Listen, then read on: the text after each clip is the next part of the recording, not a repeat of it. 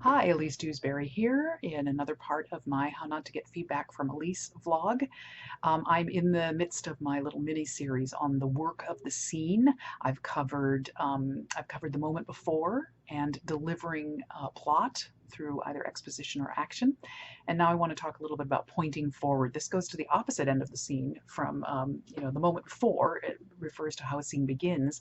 Pointing forward isn't necessarily how a scene ends, because pointing forward can happen at any point during a scene, but the purpose of pointing forward is to set me up for something that's going to happen in a later scene, to prepare me for something that's going to happen in a later scene.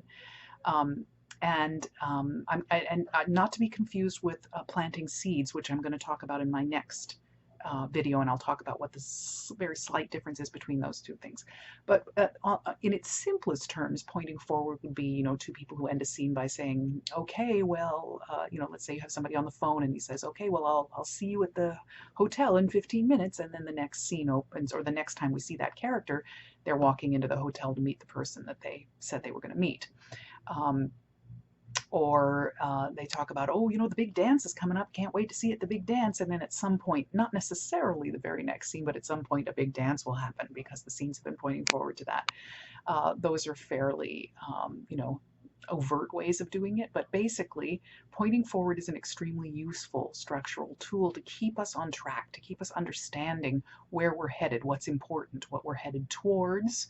Like there's a big dance coming, so and it informs a scene because everything that everybody's doing is in preparation, or that at least some of the characters are doing is in preparation for this thing that's coming, and so we want to keep pointing forward to it.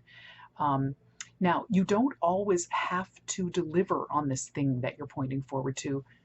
Let me explain what I mean by that. So let's say that Jack and Jill, or they bump into each other in a coffee shop. Oh, we haven't seen each other for a really long time. We really should get together. Yeah, let's have dinner next week at 8 o'clock. Okay, I'll pick you up at 8, and we'll go to have dinner on Tuesday at 8. Now, we're going to remember that that was the last thing that happened between Jack and Jill, that they planned a dinner date.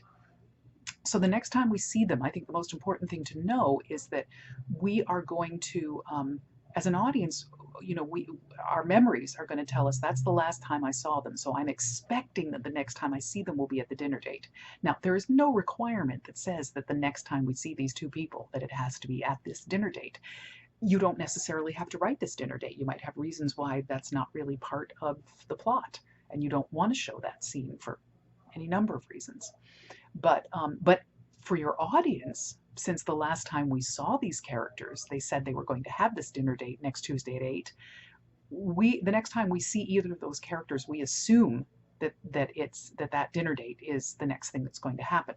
So what that means to you as a writer is you need to be really, really sure during the scene that you clarify for us very early on, has it not happened yet? So in other words, Jill runs on saying, oh, I'm sorry, I'm late, I have this dinner date, I can't be late. So immediately we go, oh, I see, so the dinner date hasn't happened yet. We need to know that.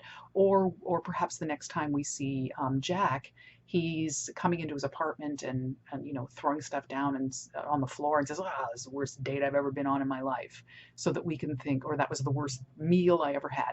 Something that lets us go, oh, okay, so the last time we saw them, they were planning this dinner date, now they've had it and we're after the dinner date.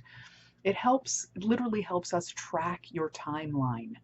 And so once you have pointed forward, you have to remember that we are going to remember that pointing forward, and you have to keep us, as I say, you don't have to do the scene, you don't have to do the date scene, but you need to keep us informed about where we are in that timeline. And the sooner the better that you let us know. I think that audiences love to be sleuths. They love to be detectives and to be given just enough information to work out what they need, rather than to be spoon-fed absolutely everything. On the other hand, if they get too few clues or too far apart and they don't understand and they just get confused, then you're going to lose them. So there's a difference between going, oh, I think oh, maybe this is what's happening. Oh, I bet this is what's happening. There's a difference between being intrigued with your sleuthing and getting upset and frustrated and thinking, oh, I just can't follow this anymore. So that has a lot to do with the way you're having your scene work, with the moment before and pointing forward and being consistent and strong and being very, very aware that your audience is going to be remembering these things. and needs to be sort of kept up to date as to where we are. So every scene should have some element of pointing forward. Another reason, let me just briefly say another reason that I think it's important that every scene have some element of pointing forward is because if there isn't something about that scene that sort of locks us into the timeline and the forward motion of the plot, then you start to have scenes that could theoretically sort of appear in any order. And if you just switched them around and had them appear in a different order, it wouldn't make that much difference because they aren't necessarily connected by this concept of the forward moving nature of the plot.